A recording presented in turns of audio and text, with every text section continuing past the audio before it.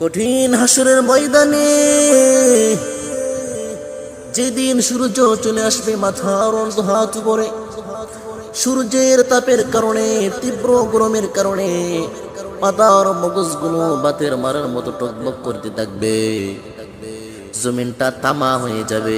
সূর্যের তাপ এত কোটি কোটি গুণ বৃদ্ধি হবে। ওই দিন সূর্যের তাপের কারণে জমিনটা তামা হয়ে যাবে।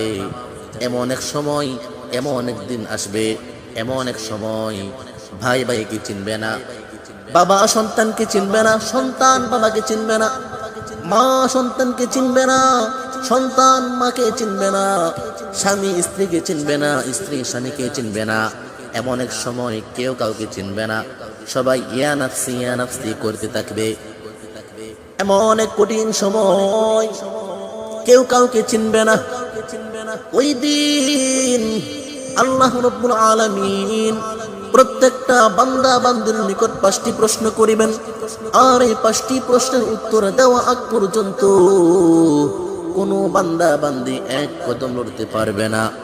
মাওলানা ওমর পালনপুরি ভারত জান্নাতি জীবন কিতাবের মধ্যে উল্লেখ করেছেন, আল্লাহ রাব্বুল আলামিন বান্দা বান্দিকে প্রশ্ন করিবেন, ও বান্দা, তুমি তোমার জীবন তুমি কোন কাজে ব্যয় করেছো?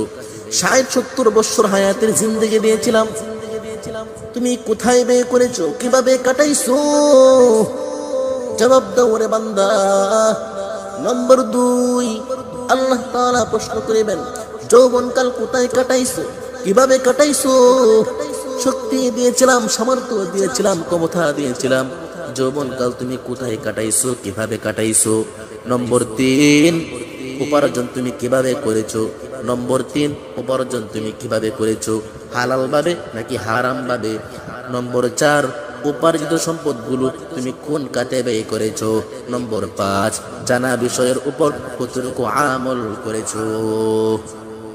এই 5 প্রশ্নের উত্তর দেওয়া পর্যন্ত কোনো বান্দা বান্দি এক কদম নড়তে পারবে না। এর মুমিন, আজকে দুনিয়ার পিছনে পড়ে আল্লাহকে ভুলে গেছো, দুনিয়ার মোহে পড়ে আখিরাত ভুলে গেছো, কবর জিন্দেগি ভুলে গেছো, হাসর নাসর ভুলে গেছো। দুনিয়া